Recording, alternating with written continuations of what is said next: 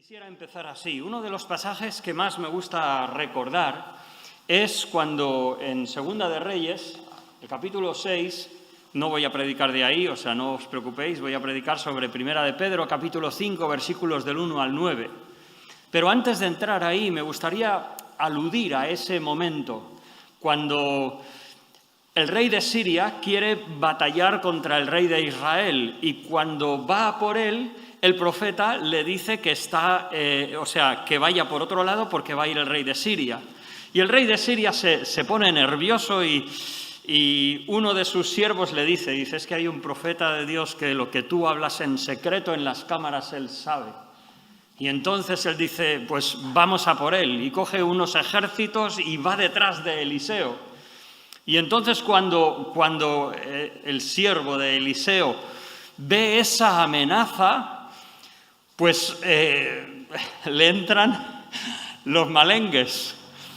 Y entonces Elías dice, le dijo, no tengas miedo, porque más son los que están con nosotros que los que están con ellos.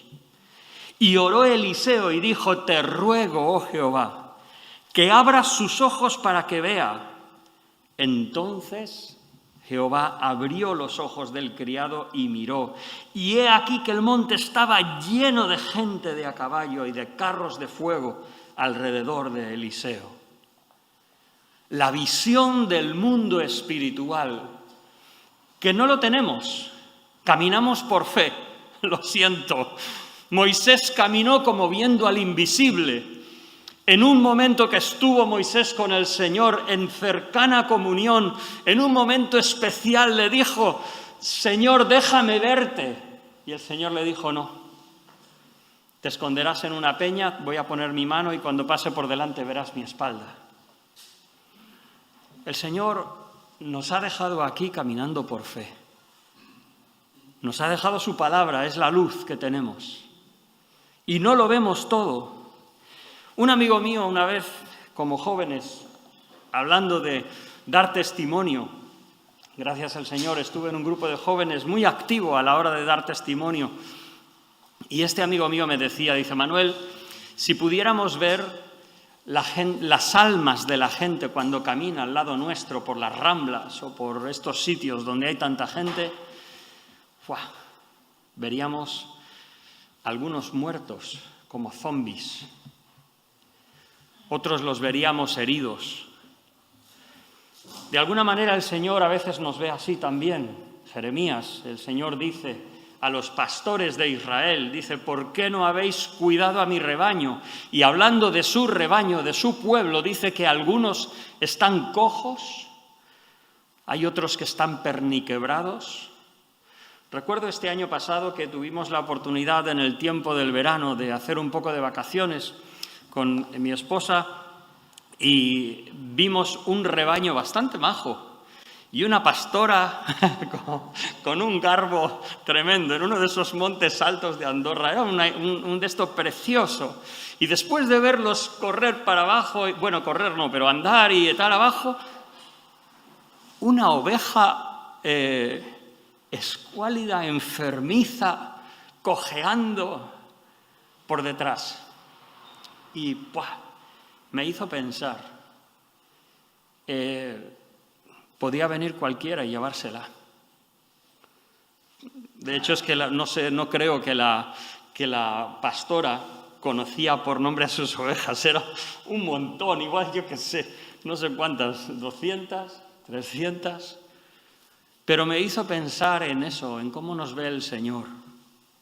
No me refiero a tener una visión esquizoide, como dicen los psicólogos. Una visión esquizoide de la vida quiere decir que tú ves una realidad, pero tú la interpretas de tal modo que vives en otra realidad, vives ajeno de lo que realmente está pasando. Eso no es lo que estamos hablando.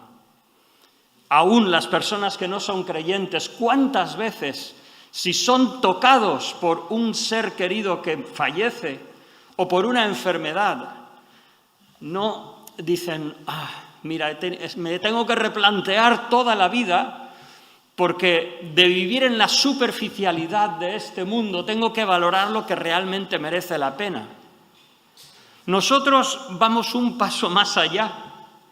Entonces vivimos con los pies en el suelo, pero igualmente vemos una realidad más allá. ¿Cómo, si pudiéramos vernos, si pudiéramos ver nuestras almas, cómo nos veríamos unos a otros? ¿Qué actitudes tendríamos cuando nos arreglamos para venir el domingo? ¿Qué actitudes tendríamos a ver nuestro hermano? Yo no sé vosotros, pero yo soy un leproso curado. Yo era leproso cuando el Señor me salvó. Vengo del pecado. Puedo decir con David, fui concebido en pecado. Y tengo constancia de ello. Gracias a Dios el Señor va sanando. Es como si una persona, ¿sabéis lo que es la lepra? La lepra es una infección que afecta no solo la piel, sino que se adentra y a veces se caen trozos de carne de la persona. La persona está absolutamente debilitada, infectada y, por supuesto, recluida. Así estábamos. Y el Señor nos ha ido restaurando. Y gracias a Dios, algunas cosas han sido restauradas. Pero otra vez, si pudiéramos ver nuestra alma, ¿qué veríamos? Algunas de nuestras heridas, si estamos cojos o estamos mancos, me pregunto si no nos hemos mordido entre nosotros. Lo dice Gálatas. Dice, si os mordéis unos con otros, ¿por qué no os coméis ya de una vez? Y a lo mejor algunas de nuestras heridas vienen porque nos hemos mordido. Dice la Escritura, todos ofendemos muchas veces. Pues pensando en esa realidad espiritual, me gustaría leer 1 de Pedro capítulo 5, pero realmente llegamos a un punto donde el apóstol Pedro, ya apuntando al final de su carta, recoge unas exhortaciones prácticas que él espera que queden en la memoria de las personas, de los creyentes que van a leer esta carta. Algunas de las cosas ya las ha mencionado antes, otras no, pero son esos últimos saludos, como cuando un hijo sale de casa y le dice a la mamá, hijo, no te olvides, tápate bien, ponte un abrigo. Lo que quieres que quede en la mente de esa persona que se aleja y que tú cuidas y te preocupas por ella. Al leer este pasaje, a veces de exhortación, es difícil de trazar un hilo común. En esta ocasión el Señor me ha guiado al versículo 8 como, digamos, el criterio por el cual navegar en este pasaje. 1 de Pedro 5:8, y me gustaría que recordarais eso que os he dicho al principio, la realidad de nuestras almas. Leyendo de la versión 2020 me sorprendo algunas de las palabras que pone, pero bueno. Sed sensatos y estad atentos, sed sobrios y velad. Son unas palabras que vienen del Señor Jesucristo, que repetidamente dijo a sus discípulos en diferentes ocasiones y que Pedro ya ha dicho varias veces en esta epístola. Y dice, vuestro adversario el diablo, como león rugiente, anda alrededor buscando a quien devorar. Resistidlo firmes en la fe. Volvemos recordando este enemigo que tenemos alrededor. Dejadme leer desde el versículo 1 hasta el 9. Yo que soy anciano de la Iglesia, permitidme decir, juntamente con vosotros, porque, bueno, testigo de los padecimientos de Cristo y partícipe de la gloria que será revelada, ruego a los ancianos que están entre vosotros, apacentad la manada de Cristo que se os ha confiado, cuidad de ella, no a la fuerza, sino voluntariamente, no buscando una ganancia deshonesta, sino con deseo de servir, y no como si fuerais dueños de los que están a vuestro cuidado. Al contrario, sed ejemplos de la manada. Y cuando aparezca el príncipe de los pastores, vosotros recibiréis la corona incorruptible de gloria. Igualmente, jóvenes, someteos a los ancianos. Todos debéis ser sumisos unos a otros. Revestíos de humildad, porque Dios resiste a los soberbios y da gracia a los humildes. Humillaos, pues, bajo la poderosa mano de Dios, para que Él os exalte a su debido tiempo. Echad toda vuestra ansiedad sobre Él, porque Él tiene cuidado de vosotros. Sed sensatos y estad atentos, porque vuestro adversario, el diablo, como león rugiente, anda alrededor buscando a quien devorar. Resistidlo firmes en la fe, pues sabéis que vuestros hermanos alrededor del mundo están experimentando los mismos sufrimientos. Pero el Dios de toda gracia, que nos llamó a su gloria eterna en Jesucristo, después de que hayáis padecido un poco de tiempo, Él mismo os perfeccione, afirme, fortalezca y establezca. A Él sea la gloria y el imperio para siempre. Amén. Es curioso este pasaje. Hasta ahora solo teníamos 3 personajes o 3 grupos. Un grupo, por supuesto, eran los creyentes que habían creído en el Señor y disfrutaban alegre y gozosamente de su salvación. Pero, por otra parte, teníamos al escritor, a Pedro, que está escribiendo a creyentes que de alguna manera están dispersos y Pedro tiene esa carga de ayudarles. ¿Por qué? Porque además de los lectores, además de Pedro, el apóstol que escribe, hay una tercera parte que es la gente alrededor, donde ellos viven, estos creyentes a quienes Pedro escribe, que están sufriendo y recibiendo oposición por ser creyentes. Pero ahora hay un cuarto enemigo, vuestro adversario, el diablo. Me recuerdan esas palabras del Señor, cuando dijo a los discípulos: no temáis a los que matan el cuerpo, mas el alma no pueden matar. Temed más bien a aquel que puede destruir el alma y el cuerpo en el infierno. Los que realmente no sufrimos tanto del mundo. Es cierto que hubieron siglos donde había persecución cruel. Es cierto que el rey Nerón hacía atrocidades con los cristianos. Y luego emperadores como Decio, Diocleciano, tantos otros que se ensañaron con un pueblo que reclamaba que solo su Dios era Dios y adoraban a Jesucristo. Pero realmente, muchas veces, quizás diría la mayoría, no sufrimos así, sino que es más la intimidación y la presión lo que está a nuestro lado como cristianos. El Señor nos dice que tenemos que temer al Señor,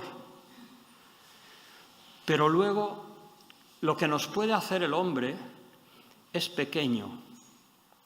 Pero hay un enemigo que tenemos que es mucho peor, que está como guardando una emboscada para que, si puede, se lanzará sobre ti y te devorará de un trago.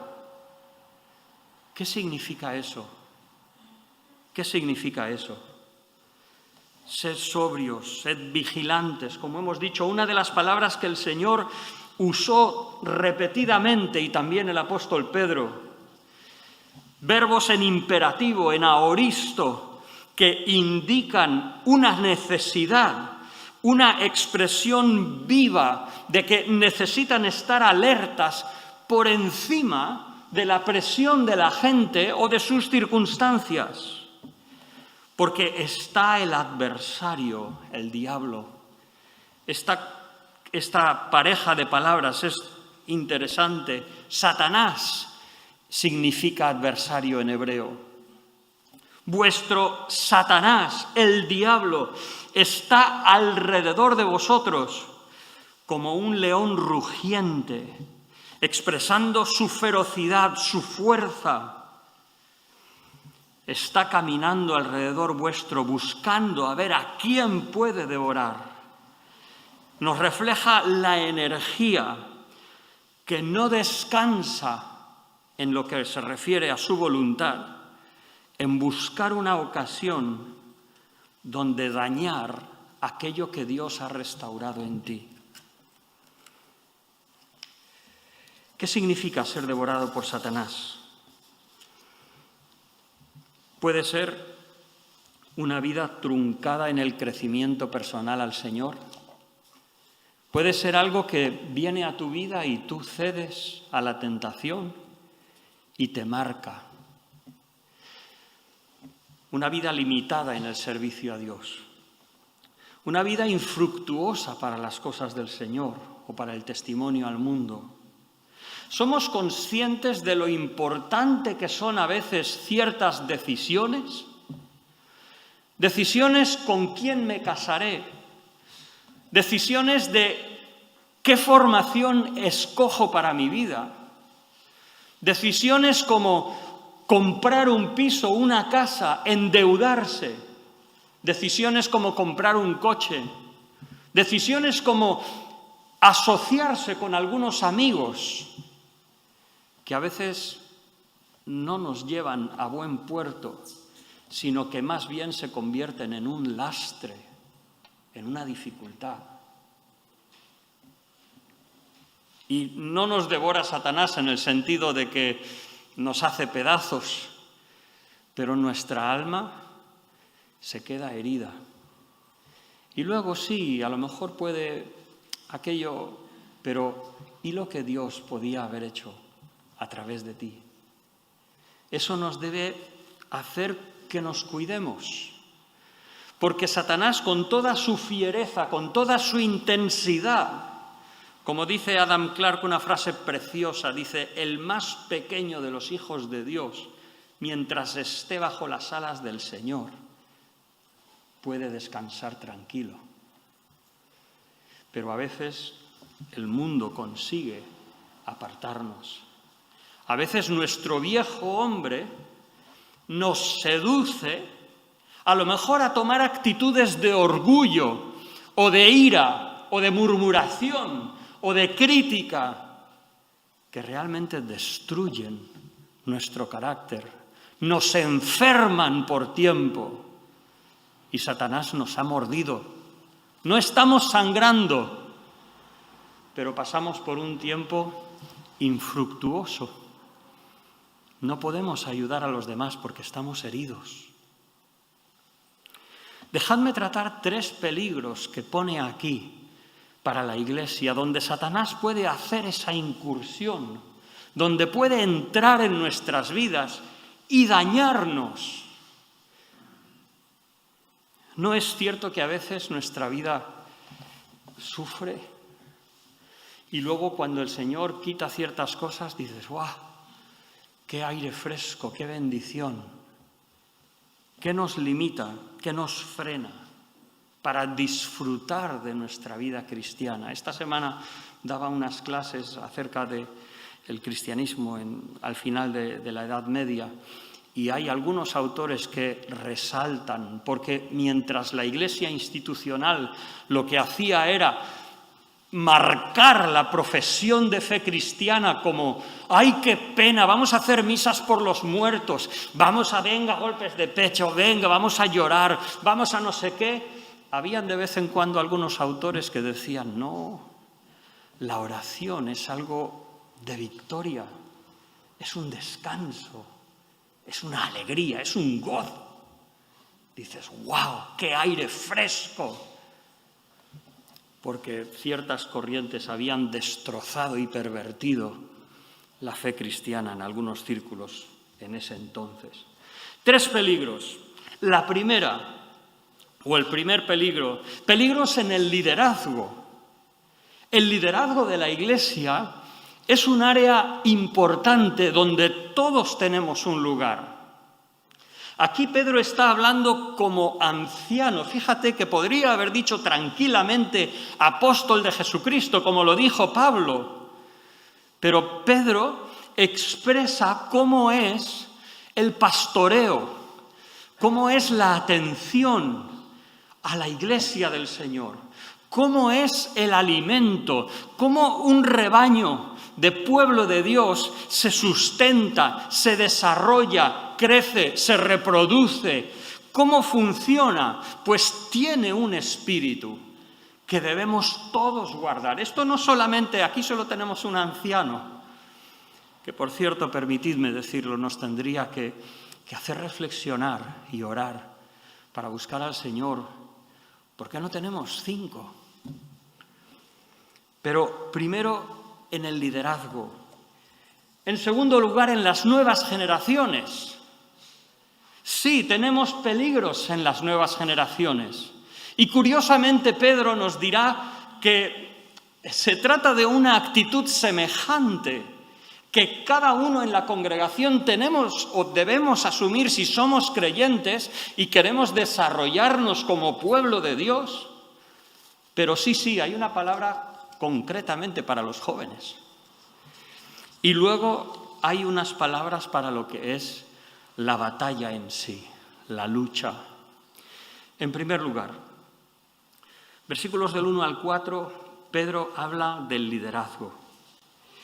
Y dice eso: yo, anciano, juntamente con vosotros, sin hacer gala de su superioridad, sino más bien identificándose con ellos. Sí que dice que es testigo de los padecimientos de Cristo y aún él mismo sufrió por causa de Cristo en una pequeña medida, diríamos, hasta en ese momento cuando escribía. Pero él, así como el Señor en Juan capítulo 21 por 3 veces le dijo: Pedro, Simón, hijo de Jonás, ¿me amas? Apacienta mis corderos. Si tú amas a Dios como discípulo de Cristo, como quien conoce a su pastor, a su maestro, tu deseo va a ser cuidar de aquellos que también siguen al Señor y tienen una necesidad. Tu corazón va a latir en favor de aquellos que quizás son más tiernos, más necesitados, y lo que debes hacer es apacentar. Una palabra que usan tanto Pedro como Pablo. Cuidar. Esta palabra cuidar tiene que ver con sobreveer, mirar por el rebaño de Dios. Como dice, apacentad la manada que Cristo, que se os ha confiado, cuidad de ella, es mirad por ella, fijaos en ella. ¿Cuáles son sus necesidades? En Proverbios hay un versículo que una vez me dio una querida hermana cuando yo era muy jovencito, que dice: mira y reconoce tus ovejas porque no sabes cuál es el fin. Ahí tiene otra aplicación, pero ella lo que quería decir es qué importante es, si quieres servir a tus hermanos, piensa en ellos, pregúntales cómo están, interésate en ellos, no seamos tan egoístas que siempre nos estamos mirando en el espejo. Ayudemos a nuestro hermano que tiene necesidad. Con disposición voluntaria, no por obligación, con solicitud. Esta palabra prozumos es curioso porque zumos es una palabra que se traduce por ira. Zumos es esa ira explosiva. Y entonces dice, fíjate qué curiosidad, ¿no? Cuando dice sirve a tus hermanos, sirve con ese frenesí, con ese impulso, esa solicitud por ayudar a tus hermanos. Y esto va para ancianos, va para aquellos que sois responsables de jóvenes, responsables de células, responsables de enseñar a los niños. Cualquiera que tenéis en vuestra mano el servir a vuestro hermano, hacedlo con esa solicitud. Dice, no esperando obtener un beneficio personal, una gratificación, no por ganancia deshonesta. Y por supuesto que aquí está hablando de un beneficio material, pero creo que es importante que quienes sirvamos, permitidme incluirme, quienes sirvamos a los demás, tenemos que hacerlo no por el beneficio que recogemos, no por si tenemos reconocimiento o no, sino un servicio desinteresado. Esa es la Iglesia. Esa es la Iglesia. No como teniendo señorío. Dice Mateo 20, 25, el Señor dice, los gobernantes de este mundo se enseñorean de aquellos que gobiernan, pero no será así entre vosotros. Nosotros no estamos aquí para mandar, estamos para ser ejemplos. Esta palabra es la palabra tipo. En el Antiguo Testamento el tabernáculo era un tipo de Cristo. ¿Qué quiere decir? Que el tabernáculo, el altar, la fuente de lavarse, el candelabro, los panes de la proposición, el altar, todos los elementos hablaban de Cristo. De la misma manera, aquel que sirve debe ser ejemplo, debe hablar de Cristo. ¡Qué reto! Debería poder enseñaros con la boca cerrada. Sin embargo, a veces cuando predico tengo que cuidarme que no me pase del tiempo. Me pregunto si no debería ser mejor ejemplo en vez de mejor predicador. Ejemplos de la grey de Dios. Ejemplos la palabra en griego es de la carga que se os ha encomendado, o mejor dicho, de la responsabilidad que se os ha encomendado. ¿Tienes a alguien a quien sirves? Pues el Señor te ha dado una responsabilidad. No hace falta que la Iglesia te nombre. Si tú sabes que eres de bendición a alguien, que de alguna manera le inspiras en el camino al Señor, el Señor te ha dado una bendición. Cuídalo. Cuídalo, cuídalo. En el ministerio, peligros en el ministerio. ¿Cómo es el ministerio de una iglesia? ¿A quiénes escogemos como nuestros ancianos, nuestros diáconos? Aquellos que tengamos una responsabilidad así, qué importante transmitir este sentir. Que aquí estamos para servirnos, para cuidarnos, para protegernos. Porque cuando se meten elementos humanos entre nuestras responsabilidades, ahí estamos abriendo la puerta a que Satanás nos haga infructuosos. Y en un sentido nos puede dañar. En segundo lugar, peligros en nuevas generaciones. Dice Pedro, igualmente jóvenes. Antes de ir a los jóvenes, dejadme que resalte esta coincidencia, este vínculo, porque Pedro dice, igualmente. Esto nos enseña que cuando Pedro está hablando a los ancianos, no está hablando solamente a ellos. Tan importante es que los ancianos entiendan su papel. Y cada responsable de ministerio que entienda su rol de servicio, como que el resto de la Iglesia apoye ese servicio y apoye esa relación de colaborar unos con otros. Eso de que a mí nadie me enseña nada, eso no está en la Escritura. Eso de que yo soy así y no hay nada que hacer, no está en la Escritura. Hablando de los jóvenes, Pedro dice, igualmente, y luego dice, todos debéis ser sumisos unos a otros. O sea, está hablando de una actitud generalizada en la Iglesia. Es curioso que lo que estamos leyendo aquí es totalmente lo opuesto al carácter de Satanás. Satanás, Isaías 14, 13 y 14 dice, subiré al cielo. En lo alto, junto a las estrellas del Dios, levantaré mi trono. En el monte del testimonio me sentaré a los lados del norte. Sobre las alturas de las nubes subiré. Seré semejante al Altísimo. Eso es lo que dice Satanás. El orgullo, la ambición. Eso es contrario a la vida del pueblo de Dios, donde la tónica debe ser esa joya que en cuanto la vemos parece que se esfuma, la humildad.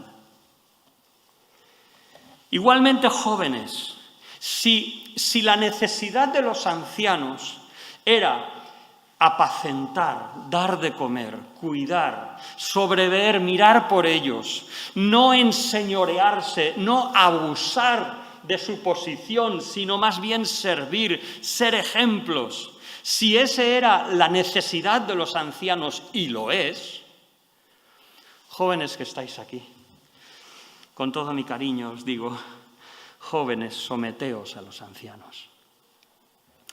Desde el tiempo egipcio, 3000 años antes de Cristo, decían, los jóvenes no respetan a los padres, no sabemos dónde vamos a llegar. Desde los filósofos clásicos de Aristóteles decían, dice, el fin del mundo va a llegar pronto porque los jóvenes no respetan a los mayores. ¿Ha cambiado algo? Los jóvenes que empiezan ya a mirar desde otro nivel al mundo, conscientes, pudiendo escoger sus maestros, y ahora no te digo con los aparatitos que tenemos, pudiendo escoger sus maestros, ¿le vas a decir tú a un joven lo que tiene que hacer? Tantas veces me acuerdo de una canción de Juan Manuel Serrat que dice, nadie puede evitar que sufran, que se equivoquen. Joven, sabes que Satanás está alrededor tuyo, a ver cómo puede devorarte. Y no hace falta que te diga mucho que te puede devorar. Y te puede dañar, tristemente. Luego sí, el Señor te puede restaurar, pero vaya las heridas que te dejan, las cicatrices. No, merece la pena. Igualmente que todos, cada uno tenemos que vivir según el Espíritu de Cristo, según la vida de Cristo. Y en los jóvenes eso se muestra por obedecer, estar sometido, estar sujeto. Ten paciencia, ten paciencia. Llegará un día en que puedas decidir hacer lo que quieras. Llegará ese día. Pero ahora ten un oído para quien quiera que sean tus ancianos.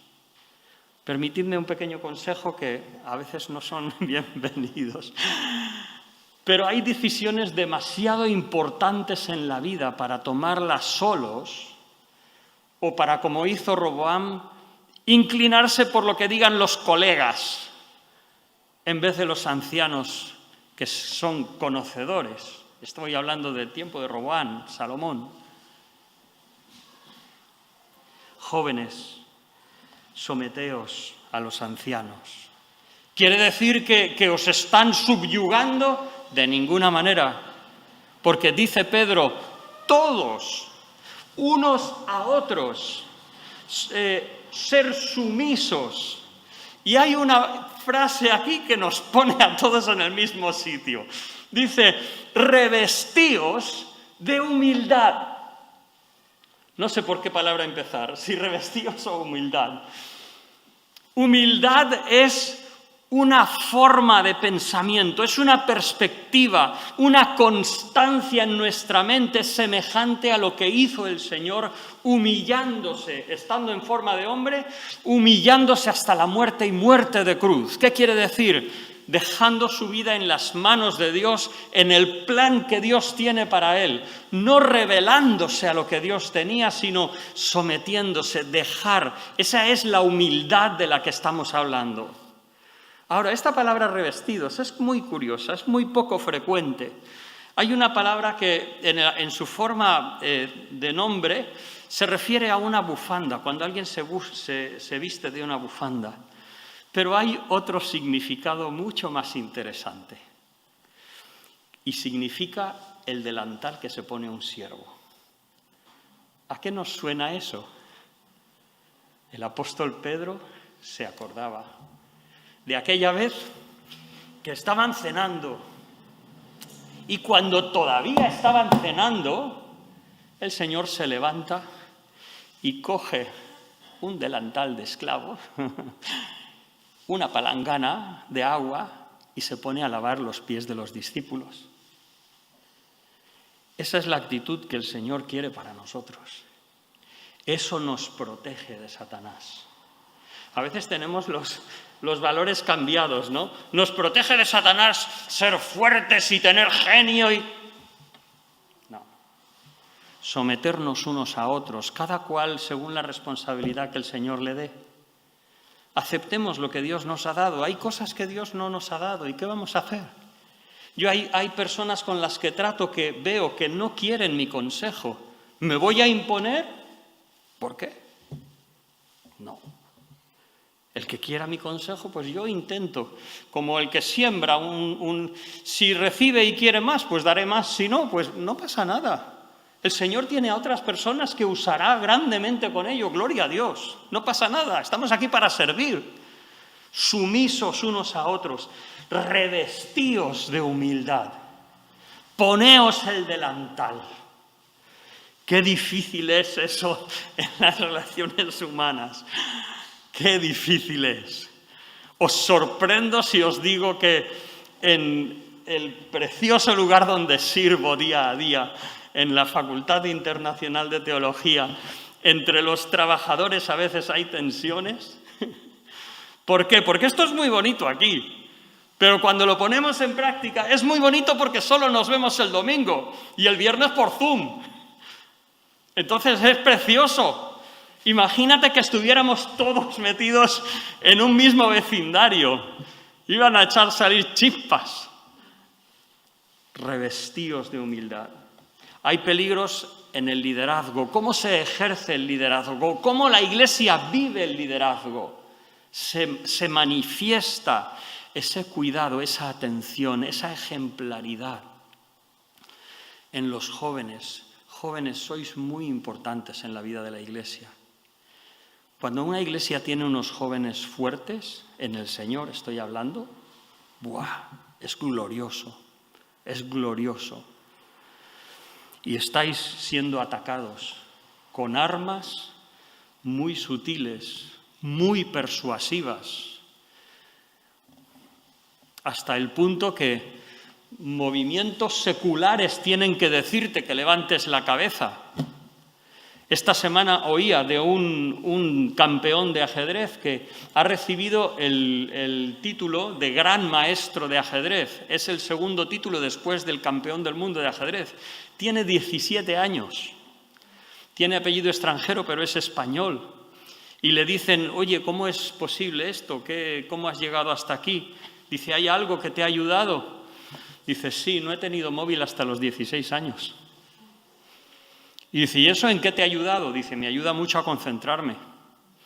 Y dice, no es por mi virtud, es que mis padres me lo prohibieron. ¿Cuántas veces le habrá chillado a sus padres? Papá, todos en mi clase tienen móvil, ¿y por qué yo no puedo tener? ¿Es que soy el único? Y no estoy hablando de creyentes, estoy hablando de gente de la calle. Peligros en el liderazgo, peligros en los jóvenes, peligros en nuestro entorno. Pero luego hay otro peligro que quisiera terminar. Bueno, me he saltado, pero no voy a poder entrar demasiado. Hay otro peligro y es cuando nos cansamos de la pelea. Cuando estamos batallando y llevamos ya un poco de tiempo, como ahora con el COVID. ¿No estás cansado del COVID? Yo estoy harto. Nuestros estudiantes dicen, está bien, gracias a Dios por el Zoom, por videoconferencias, pero estamos hartos de pantalla ya. Cuando llevan 5 horas al día, la quinta hora que están en la pantalla, después de meses y meses ahí escuchando a un profesor que intenta hacer lo que puede, poner diapositivas, usar la pizarra, usar no sé qué, no sé cuántos, a veces poner vídeos, pero aún así están hartos, cansados. ¿Estás cansado de la batalla? ¿Te has rendido? ¿Te has dejado sucumbir a un poquito de mundanalidad? Bueno, no vamos a ser tan radicales. Creo que es muy importante cuidarnos como seres humanos, como personas. No somos ángeles. ¿eh? Lo siento. No, yo al menos no. Igual tú sí. Pero yo no soy un ángel. Tengo que cuidarme. Tengo que tener mi descanso. Tengo que tener en cuenta que mi esposa no es un ángel y tengo que atenderla a ella. Ella también tiene sus necesidades y tengo que atenderla, tengo que ayudarla. No nos cansemos. Dice, resistid a Satanás, al orgullo. Resistid a todas esas cosas firmes en la fe. Poneros inamovibles ante las asechanzas del diablo, sabiendo que los mismos padecimientos se van cumpliendo en vuestros hermanos en todo el mundo.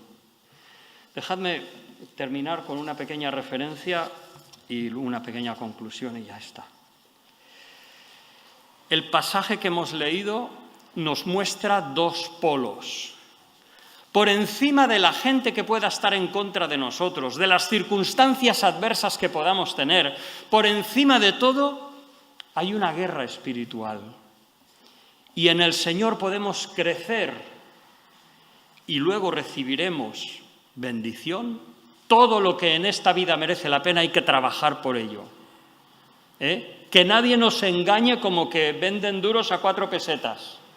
Como que llega la lotería de Navidad y toda España salta con champán.